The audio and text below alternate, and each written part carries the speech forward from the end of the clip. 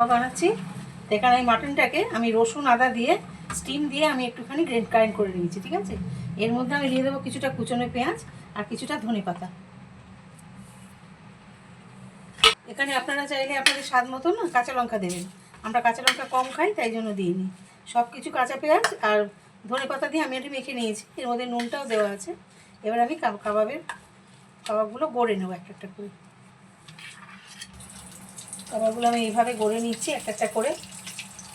যদি দেখেন যে কোনো কারণে খুলে যাচ্ছে, তাহলে একটুখানি ছোলার ছাতু দিয়ে দেবেন।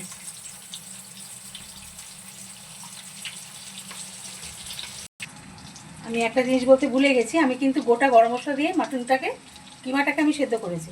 যখন গ্রাইন্ড করেছি তখন গরম মশলাগুলো অবভিয়াসলি ওর সাথেই গ্রাইন্ড হয়ে গেছে। এগুলো বড়াগুলো আমার মাটন স্বামী কাবাবটা হয়ে গেছে, দেখতেই পাচ্ছেন। বড়া কাবাবগুলো আলাদা আলাদা করে কিন্তু ফ্রাই হয়েছে। আমি এর সাথে বানিয়েছি কিছুটা চটপাটা। এটা কিছুই না, পেঁয়াজটাকে তেলে দিয়ে, আপনার বাটারও করতে পারেন, আমি সাদা তেলে করেছি। অল্প একটু নুন দিয়ে দিয়েছি আর টমেটো দিয়ে দিয়েছি। তার সাথে সাথে একটা কাঁচা লঙ্কা দিয়েছি। যার ইচ্ছে সেভাবে খাবেন। এটা এর ওপর দিয়েও দিতে পারেন এইভাবে। খেতে দারুণ টেস্টি লাগে জিনিসটা। এখানে নামিয়ে আমার মেয়েকে একটু টেস্ট করিয়েছি, খুবই ভালো লেগেছে ওর।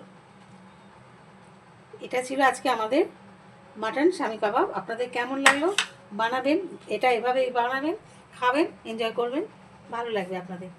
কেরম হয়েছে খেতে? দারুণ হয়েছে, দারুণ। স্মেলটাও ভীষণ ভালো বেরিয়েছে। তো থ্যাংক ইউ। Thank you.